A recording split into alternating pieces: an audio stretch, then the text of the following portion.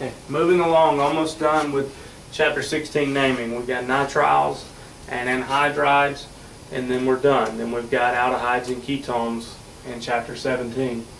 So naming nitriles. Nitriles have a generic formula. They have some alkyl group, and then they can contain the carbon triple bonded to nitrogen.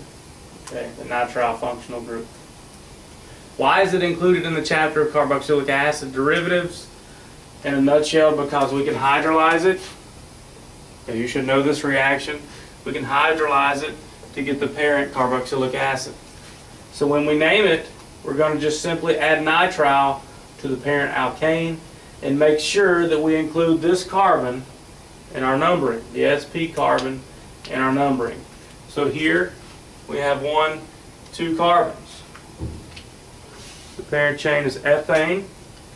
So it'd just simply be ethane nitrile. Okay. If we hydrolyze it, it'd be ethanoic acid. The compound on the right, the nitrile on the right, let's look at it. We need to number 1, 2, 3, 4, 5. The longest chain contains 5 carbons. Doesn't matter if I go straight across here or if I number 4 or 5 here. I'm going to have a methyl substituent at the 4 position. So if this was an alkane, it would just be, well, we can't do it that way because we got to start our numbering here. Okay, got to start our numbering here. So what it's going to be is 4-methyl, 4-methyl pentane nitrile.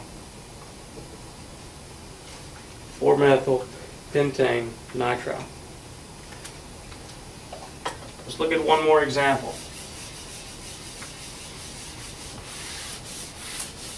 One more example. Remember that for this carboxylic acid,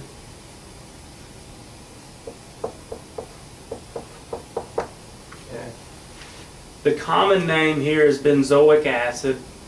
Okay, but the IUPAC name was benzene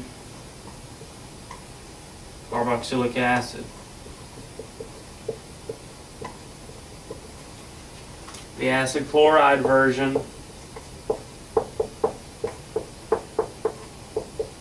was benzene carbonyl chloride.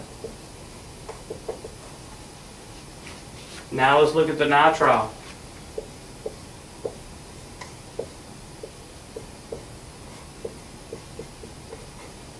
What do you think it's going to be named? It's not very good. Let's make it linear. How do you think we're going to name this nitrile? Benzene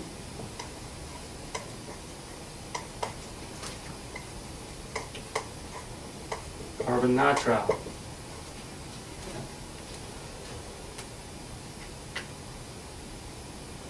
All right, that's it for nitriles.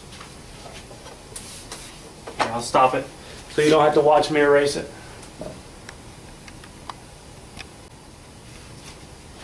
Okay, last but not least, let's talk about naming anhydrides. We've got 2 types, okay, where the R groups are the same on both sides, okay, so that's a symmetrical anhydride, or we have a mixed anhydride where these alkyl groups are different. Okay, the alkyl groups are different. Let's name a symmetrical anhydride first. So if I were to just look at 1/2 of the anhydride, put an H there, treat it like it were the acid. 1, 2, 3 carbons. So the acid would be named propanoic acid. We're going to replace the acid with anhydride. So the name here would just be propanoic anhydride. Okay. We're going to name the mixed anhydride very, very similar. We just have to put both of these portions in the name alphabetically. So this would be 2 carbons here. So it'd be ethanoic acid. This has 3 carbons, propanoic acid. So ethanoic comes first. So it's ethanoic, one word. Propanoic, another word.